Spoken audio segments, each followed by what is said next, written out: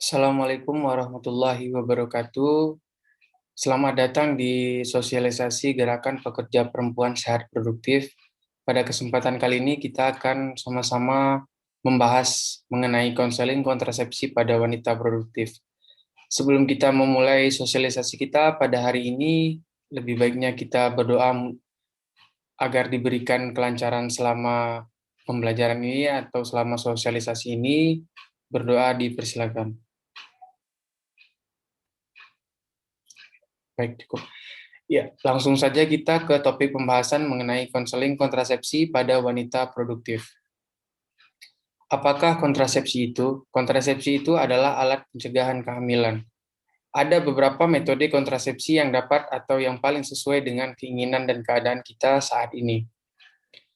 Bagaimana cara memilih KB? Untuk dapat memilih kontrasepsi yang tepat bagi kita, mari kita diskusikan. Untuk dapat berdiskusi, maka kita dapat melakukan diskusi bersama dokter, ataupun bidan, ataupun perawat. Nah, apa yang diskusikan bersama mereka? Yang pertama, mengenai pengalaman Anda dalam ber-KB. Yang kedua, apa yang Anda dengar tentang KB. Yang ketiga, rencana untuk mempunyai anak. Apakah masih ingin mempunyai anak pada saat setelah pemasangan KB atau tidak. Yang keempat, apakah kita memiliki riwayat penyakit seperti HIV ataupun penyakit infeksi menular seksual. Yang kelima, sikap pasangan dan keluarga kita apabila kita menggunakan alat kontrasepsi yang telah kita pasang. Yang keenam, kebutuhan dan kekhawatiran lainnya. Yang pertama, kita dapat menentukan metode sesuai dengan kebutuhan kita. Untuk metode jangka panjang itu sangat efektif. Efek samping lebih banyak, seperti alat kontrasepsinya adalah alat kontrasepsi di dalam rahim yang dipasangkan di rahim ibu. Yang kedua, implan atau alat kontrasepsi di bawah kulit. Untuk efek samping yang lebih sedikit dan tapi tidak mudah dikembalikan seperti semula, itu ada kontrasepsi mantap untuk wanita dan kontap untuk pria, kontrasepsi mantap untuk pria. Yang kedua, sangat efektif dengan pemakaian yang benar, namun diperlukan pengulangan. Untuk efek samping yang lebih banyak itu seperti penggunaan pil KB dan suntik KB. Nah, untuk efek samping yang lebih sedikit itu ada kondom, baik itu kondom pria maupun kondom wanita. Yang selanjutnya itu adalah efektif dengan pemakaian yang benar dan perlu pengulangan. Efek samping yang lebih sedikit itu seperti KB alamiah atau KB tanggalan.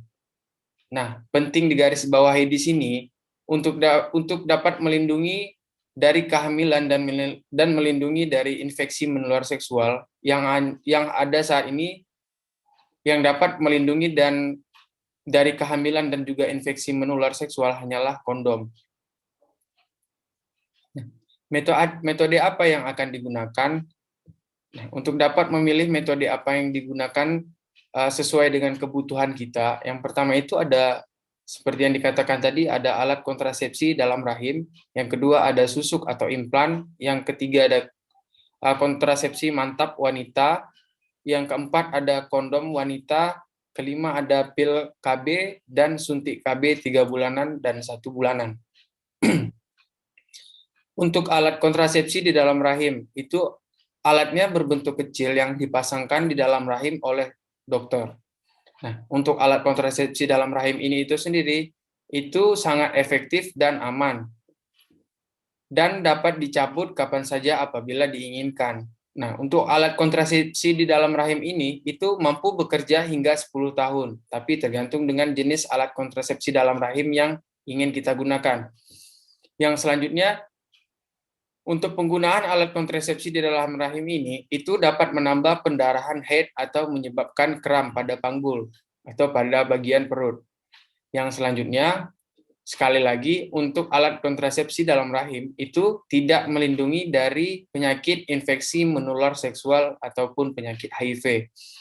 Nah, yang selanjutnya, untuk tingkat kegagalan penggunaan yang tipikal, itu ada 2 dari 1.000 wanita selama tahun pertama penggunaan dari alat kontrasepsi dalam rahim ini.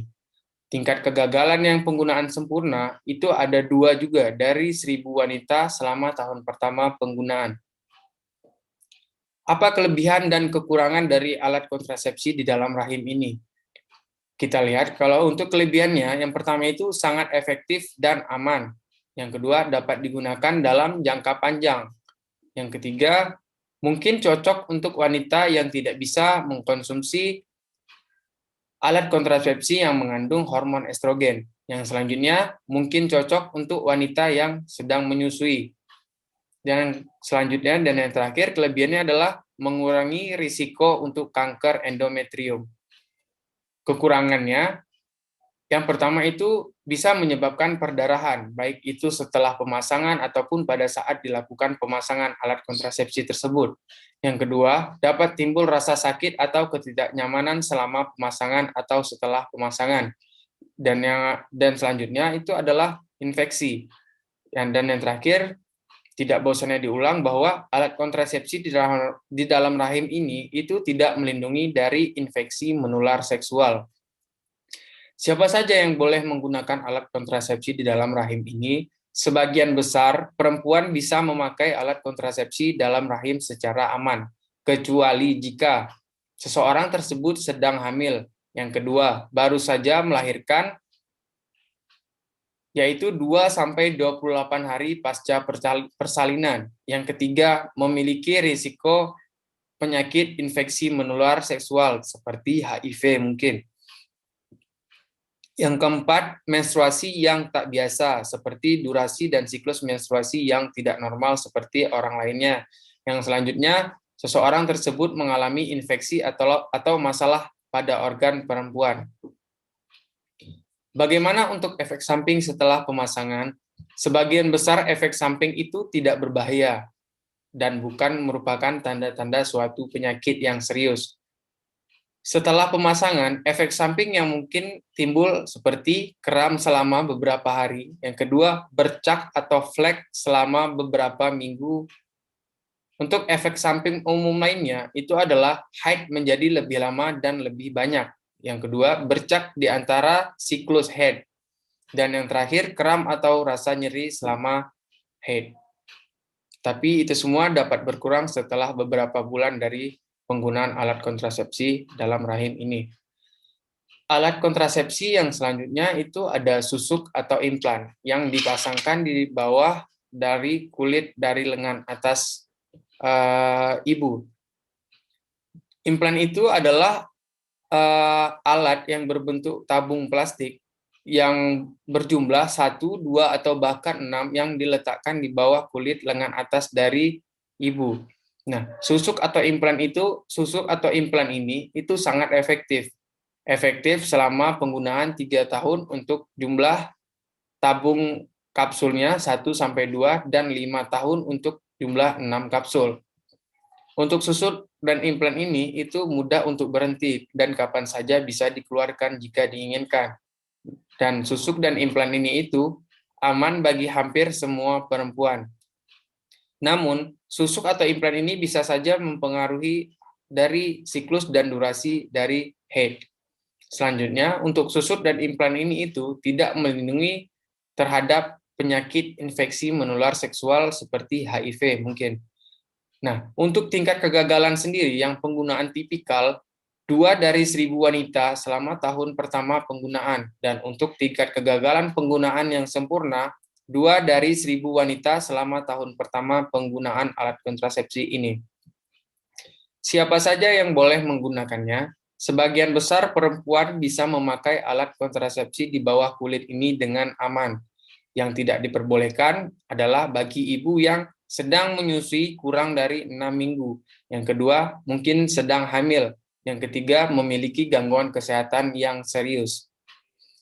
Bagaimana efek samping setelah pemasangan? Sebagian besar efek samping yang ditimbulkan tidak berbahaya dan bukan tanda-tanda suatu penyakit.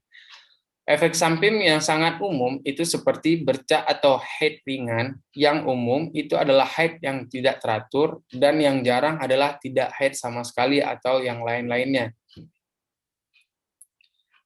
Alat kontrasepsi yang selanjutnya adalah kontrasepsi mantap untuk wanita.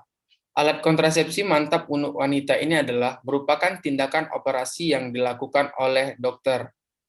Nah, untuk kontak wanita ini, rahim itu tidak diangkat dan ibu masih bisa mendapatkan haid. Untuk metode yang digunakan oleh dokter itu adalah tidak mudah dikembalikan semula dan hanya untuk ibu yang tidak menginginkan anak lagi atau sudah berhenti untuk menginginkan kehamilan. Yang selanjutnya untuk kontak wanita ini itu sangat efektif dan aman bagi hampir semua ibu. Tidak ada efek samping jangka panjang dari kontak wanita ini dan kontak wanita ini itu tidak melindungi terhadap penyakit infeksi menular seksual atau HIV. Nah, kontak wanita ini itu sama dengan sterilisasi pada wanita dan itu sangat efektif. Kegagalan mungkin memang bisa terjadi dan dapat terjadi setelah bertahun-tahun setelah prosedur ini dilakukan. Namun tingkat kegagalan itu bervariasi tergantung berdasarkan teknik mana yang digunakan pada saat melakukan kontak wanita ini. Untuk kelebihan dan kekurangannya, kelebihannya kontak wanita ini aman dan sangat efektif. Yang kedua, tahan lama bahkan bersifat permanen. Yang selanjutnya, untuk kontak wanita ini dilakukan oleh dokter bisa menggunakan prosedur yang sangat sederhana dan tidak akan mengganggu dari hubungan seksual bersama pasangan. Namun serta dapat mengurangi risiko dari terkenanya kanker ovarium. Apabila prosedur sederhana ini, apabila dokter tidak bisa melakukan tidak bisa melakukan kontak wanita ini menggunakan prosedur yang sederhana, maka diperlukan sayatan atau bahkan tidak diperlukan sayatan atau bekas luka yang timbul akibat sayatan dari prosedur kontak wanita tersebut. Untuk kekurangannya karena bersifat permanen dan tidak dapat diubah. Nah, kemungkinan orang yang sudah menggunakan kontak wanita ini itu merasa menyesal di kemudian hari karena tidak bisa lagi untuk memiliki anak. Yang selanjutnya itu harus digunakan metode kontrasepsi lain selama 3 bulan dan dilakukan tindakan lanjut tes konfirmasi.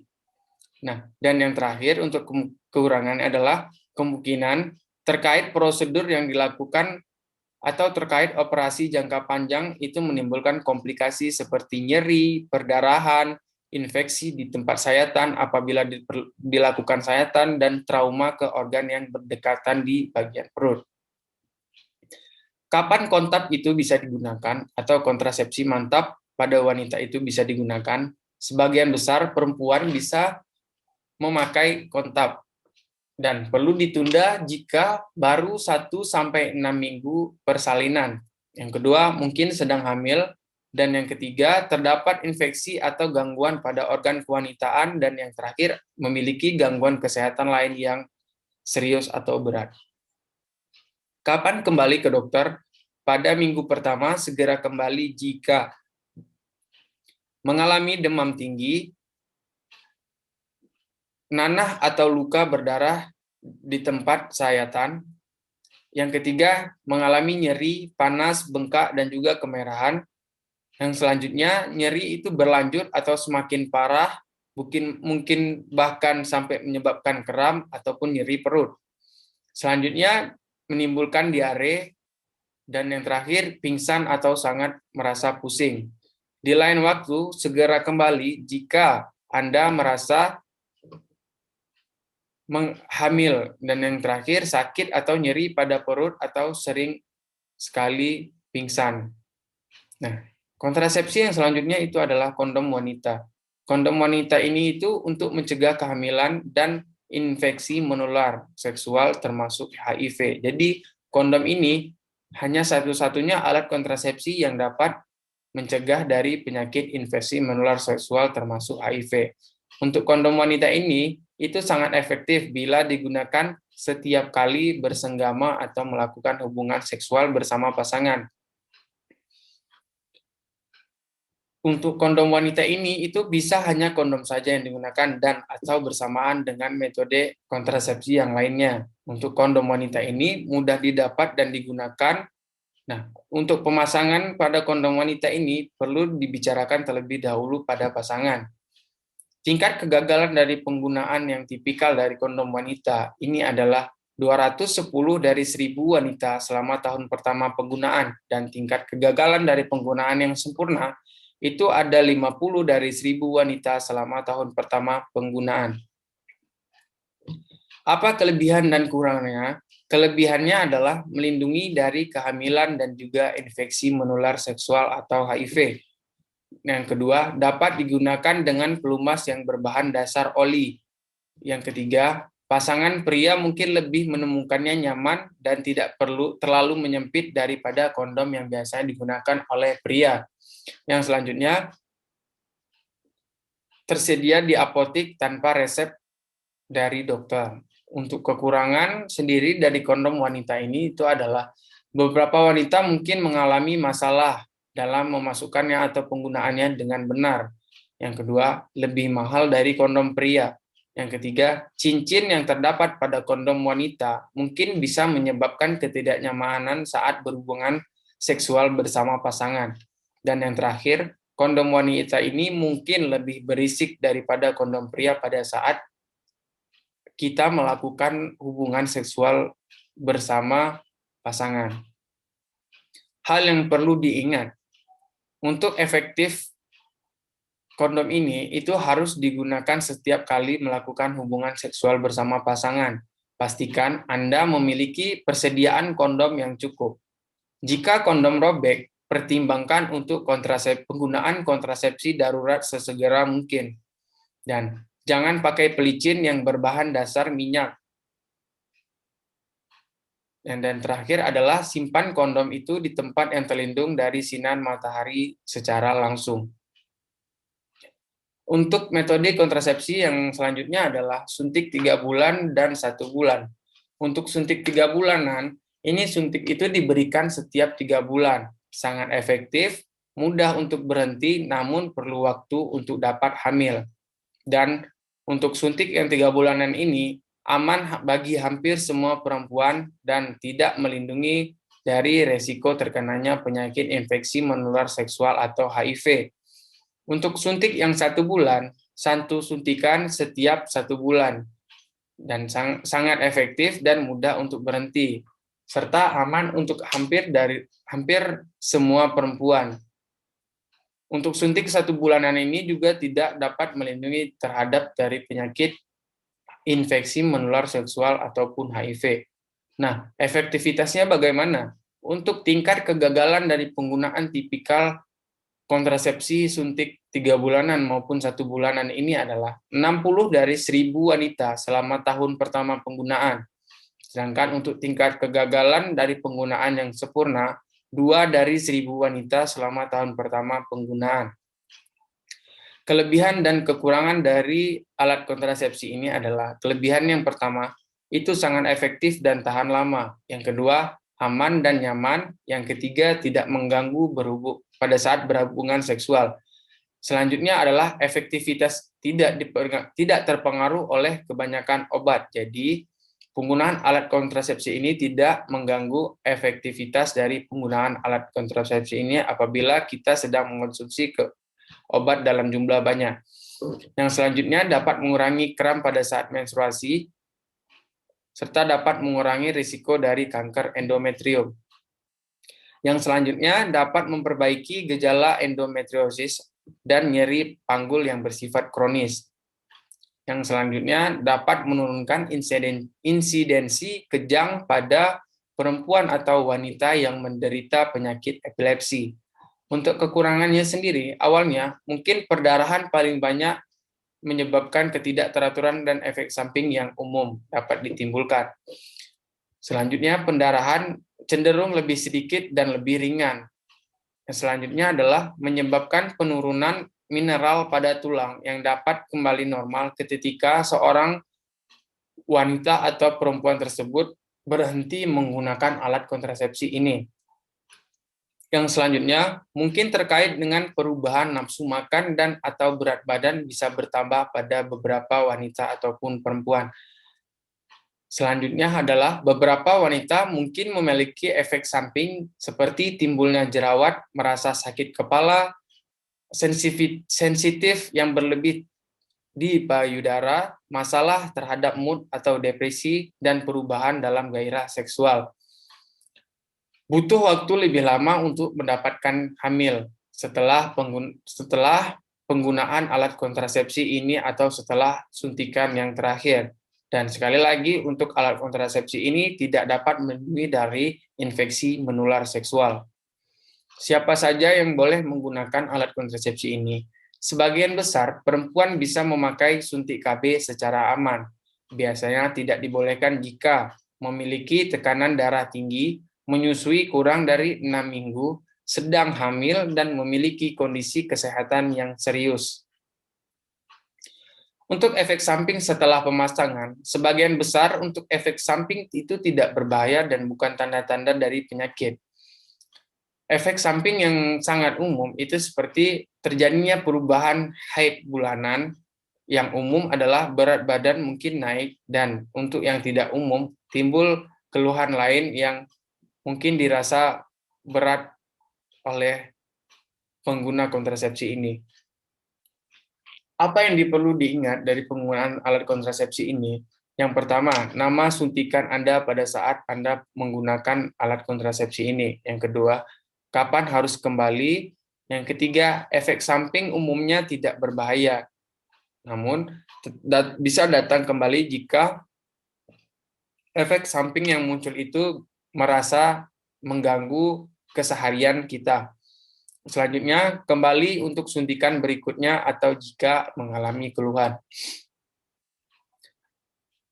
Untuk alat kontrasepsi ini akan diberikan oleh dokter melalui suntikan yang diberikan di bagian bokong. Nah, perlu diingat bahwa untuk apabila telah disuntik, jangan mengusap bagian yang disuntik.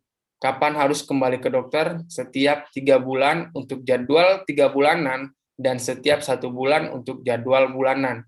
Nah, tetap kembali walau telah melewati jadwal suntik yang telah ditentukan.